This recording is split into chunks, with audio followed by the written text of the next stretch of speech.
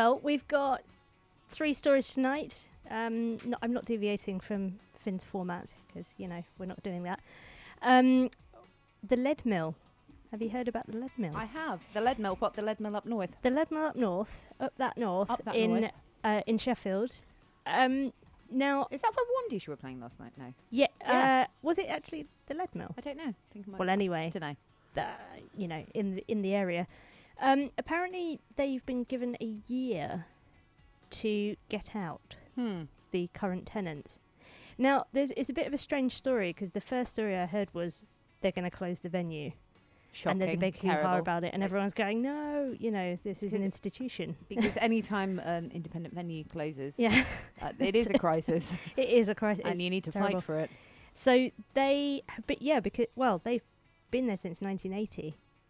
So it's a really long time. Wow. So it's Sheffield's longest running live music venue. It hosts comedy, club events, theatre screenings. And apparently over the years there's been millions of pounds spent by the lead mill, not the landlord.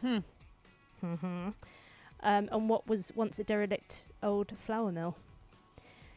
So then I started looking into this, and the owners, the Electric Group, who also own some venues in London and Birmingham, and I'm not sure what those venues are, but... Is one of them Electro Works? Possibly. I'm just pulling that out the hat because it's got, it's got similar stuff. We'll have to research it after. Yeah, okay, right. This is pure speculation, kids. Yeah.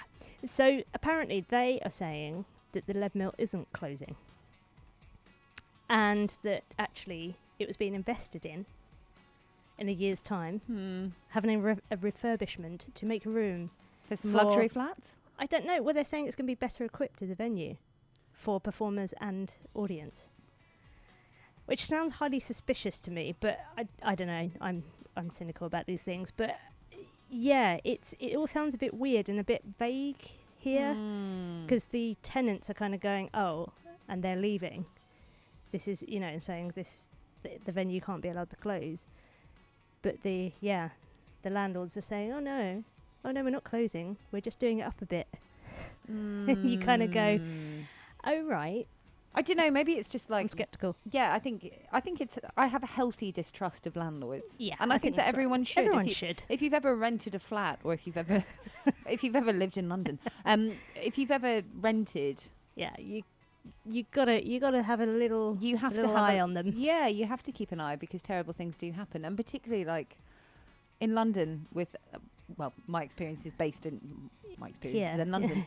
Any time a landlord of a venue says, "Oh no, don't worry about it. It's all fine. You're safe." You go, worry, "Oh no, worry. Now is the time to worry. Get serious about how worried you are." That's right. So there's been some comments from some musicians about it, and people saying because it's the first Pulp gig. Wow. It was held there. See, now in that August. Does it have a blue plaque? No, wait, blue plaques are for people who are dead. But is there like a musical equivalent of the blue plaque? There must be. There must be. We should know that. We don't know it. We don't know. Anyway, and it's hosted Oasis, Stone Roses, Arctic Monkeys. Big acts who have gone on.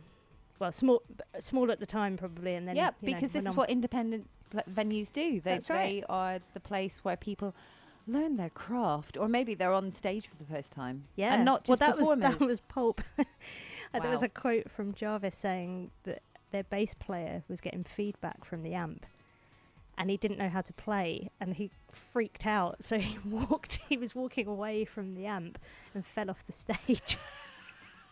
I mean, it's a classic part of rock and roll history. Isn't it? It's great. So can relate, and so lead mill is a question mark. We don't know. Watch this space. Yeah, it sounds all a bit contentious. Just music fans up and down the country. I assume you're listening. Be prepared. Put fingers at the ready to sign a petition. Do you know what I mean? The battle lines. Yeah, and the thing is, I think we should fight for independent venues, whether they're local to us or not. Absolutely. They could be on the other side of the country, and we saw this with the pandemic when so many venues were threatened with closure because they just couldn't pay the bills because they weren't open. Yeah, I mean, we need to fight for these places. We do, and we need sending a message, isn't it? Saying actually, just to make sure this hasn't gone unnoticed. Yeah, that you're doing this. Yeah. So, like, do keep an eye on it. It doesn't matter what part of the country you're in. Yeah. It just do. So that's the lead mill. Right. Right. And there's a little link. There's a little segue here because Oasis, as I mentioned, have played there. We're going to talk a little bit about Liam Gallagher's son. You just segued like a pro, babe. No, that is pro. Come on, Finn. I mean, Finn. She's coming for your job. Absolutely. Yeah. So I did. I briefly. I was kind of scrolling through the social medias half asleep this morning, or possibly early afternoon. I can't remember. And yes, anyway. Did it pop up, this story? Of course it did. It's hilarious. It is. It's pretty funny. So Liam Gallagher's son, if you haven't heard, which you may not have done, Gene, he was in court this week, along with Ringo Starr's grandson, Sonny, and a model called Noah Ponte, but I don't know who he is. Anyway, they're all young lads. They were accused of assaulting shop staff at a Tesco store back in May 2019. So we're going back a ways. Oh, right. Okay, this is... Okay, right. Now, this makes sense. I think he's like 20 now, Liam Gallagher's son. So he would have been 17, 18, whatever. Anyway, so... but it turns out that the prosecutors actually dropped the case and the charges on the first day of the trial. So it got all the way to court. Then they just dropped it immediately. I mean, it doesn't... On reflection, on looking into it, it sounds a little bit like it got a bit ugly. And I don't know how much is speculation and what's true, because obviously it's the news. But so story is they stole a can of gin and tonic. Classy, not Clan Lager. No, price £1.70. Oh wow! So it was like Tesco's own. Yeah. It wasn't even like a Bombay Sapphire. I think they were just drunk. I think they were drunk before they went in there, and they obviously got out of hand. So I think some of the shop staff had seen this incident and waded in, which I think led to a little bit of racial abuse. By the young fellows, which sounds pretty ugly. I mean, that wasn't in the kind of original reporting. It's only when I kind of looked a bit more into it. But yeah, so but then the shop staff went for these boys, and there was CCTV footage that turned up on the first day of the trial to support the son and the grandson, to say, you know, they were actually, the shop staff were over the top. But who knows what that was said to them, so, you know. Yeah. But it all sounds like there was a bit of a brawl, and they kind of, nothing's going to happen, but the judge criticised them and said they were entitled. They do sound a bit entitled. Yeah. I mean, I think I think it's kind of funny getting arrested for nicking a tin of gin and tonic from Tesco. Yeah, if that's I mean, it's funny. It's stupid. Exactly. It's so stupid. I mean, you know. But yeah, I didn't realise there was another part to it. No, yeah, so that's the thing, because when you initially hear it, you go, oh, that's hilarious, that's ridiculous. And then you kind of look into it and it's like, oh, if that What were they alleged to have said? Happen, I don't know. It wasn't reported. So who knows? Who can say? But it sounds like it was a bit ugly, you know, rather than a sort of silly, oh, they were just drunk and being obnoxious, entitled celebrity young teenagers. Fellows. But Liam Gallagher said he was famously tweeting saying, if you can't steal from Tesco's, where can you steal from? Yeah, I mean, the thing is, don't steal from an independent business. If you're going to nick from anywhere. No, I'm not encouraging anyone to do that, obviously. No, never. But from a faceless corporation. Yeah. You know. Yeah. Lesser of the evils. Yeah. Not condoning any nicking. No. Like to categorically. Yeah, categorically say that. So that was a strange thing, and there's a whole load of tweets that I can't repeat when here. I saw it, I kind of thought, oh, this didn't we do this? In my mind, this had already happened. Yeah, I think there was something that happened back in February 2020. I think it was a thing that happened. It was publicised at the time, but now obviously it's come to court. I don't know. I mean, will it get more sales for this music, for Gallagher's music? Probably. Anyways, bit of publicity. So this isn't a segue. This is my last item on the list. You're nailing it, babe. Doing well. The Grammys This is a short mention. Do we care? I personally don't. No, me neither. But I do slightly care because Yes. South London's very own PVA That's right. are up for a Grammy. They which are. kind of shocked us all, really. Not because they're not brilliant. They are. They're absolutely amazing.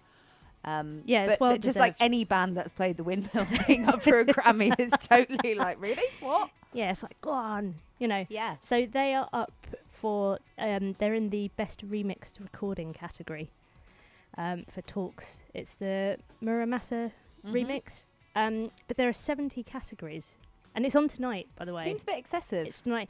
So yeah, it's starting at 1 a.m. UK time, but you actually can't watch it here, which is just as well because it's 8 hours long. What? Yeah. It seems a bit indulgent. 70 Doesn't it? Self-indulgent, categories. that? Yeah, and Marilyn Manson's up for one, which is just like Yeah, and profoundly Lucy wrong. Kay actually. It's quite It's interesting. like, right. But then so are ABBA. So, you know, we'll try and ignore What, for the the hologram ne'er-do-wells. Maybe. I don't know. But apparently Kanye West has been banned. Has he? Did you hear that? Wow, no, I hadn't. I I mean, it's been said on this show before, and it will be said again. He's not the Messiah. He's a very naughty boy. he's worse than naughty. I think he's mentally ill, though. Yeah, there's he? something wrong, and But he's been encouraged. Yeah. He's kind of, people are like, oh yeah, Kanye being mental. Yeah, let's encourage that. Let's big him up. And it's like, Yeah, no, it's- actually, there's something really There's something profoundly wrong really- with this. Can we shut this circus down? Yeah. No, I mean, you know, huge ego that's out of control, and he's been banned due to concerning online behaviour. Oh, right. Yeah, of course. Because he's So- been doing really horrific stuff. He's been like Yeah. trying to incite people to violence, Yeah. essentially. Yeah. It's all very dark, I think. But his album, Donda, is nominated for Album of the Year. So he's still part of the awards, potentially. He's still been nominated. His nomination hasn't been taken away, but he's been told to stay away. We seem to like reward bad behaviour in men an awful lot. It's Yeah. almost like there's a weird imbalance. Yeah. Almost like that. Totally You weird. noticed? Yeah. Deeply strange. So, but then there are 160 people involved in that album, apparently, that would be able to claim a part of the album, sort of as a writer or whatever. So, yeah, it also... Anyway, so that's the Grammys, and we do hope that PVA win. I don't know when their category will be got to, because obviously with 70 categories... I mean, maybe it'll be over breakfast time this time. It might be if nice. it's going yeah, on for that long. waking up you know. to that news. Wow. So, yeah. So that's the Grammys, and that's my music news. Well done, babe. Thank you. Okay, great. So we've got the kind of rock star offspring brat story, which is kind of funny, but you know. Yeah, what it's kind of... else? Yeah, it's funny, and then you go, oh, actually, on a deeper look, perhaps it's not that funny. Yeah. So, yeah, but bratish behaviour is depressing anyway, but yeah. I mean, yeah, they just sound like Expected in a way. obnoxious little so-and-sos. Yeah. We've got... See, my instinct would be to go with the Grammy story because PVA are up for one, which is just amazing, and I love them. I think they're brilliant, but I don't actually have the Muramasa remix of the PVA Muramasa remix to hand. Oh, no. And I think also it's a bit gross. I think the whole kind of... I don't know. I think the fact that they've got Marilyn Manson up for a nomination, Lucy Kay, and it's like, yeah, I get that it's innocent until proven guilty, but I mean, Marilyn Manson's wronging, isn't he? He's proper wronging. Yeah, so I'm actually not going to go with that. Right. I'm going to go with the Lead Mill. Oh, yeah. And not just because I said that we'd play some brand new Working Men's Club and we're running out of time. Not just because of that. But it also is very convenient, 2 birds, 1 stone. Great. And I have got the brand new Working Men's Club single. They've announced details of his second album, Fear Fear, coming out on July 15th via Heavenly Recordings. And I'm going to play this because... Are they from Sheffield, or are they just like... They recorded their album in Sheffield? They're from Yorkshire. Yeah, I think a few are Sheffield-based. Yeah. Oh, they were. And they recorded their albums in Sheffield, and yeah, they're basically a Sheffield band. Sheffield. So I'm going to play some Working Men's Club. Great. As much as I would love to play some PVA, but we'll play them on the next show because they're It's great. all right. Hurry up and release some new music, PVA, if Yeah, you're listening. Come on, get on it. Yeah. Well done on music news, babe. Thank you. You nailed it. Thank you. Like I say, Finn will be quaking in his extra pointy shoes. This Working Men's Club with Widow.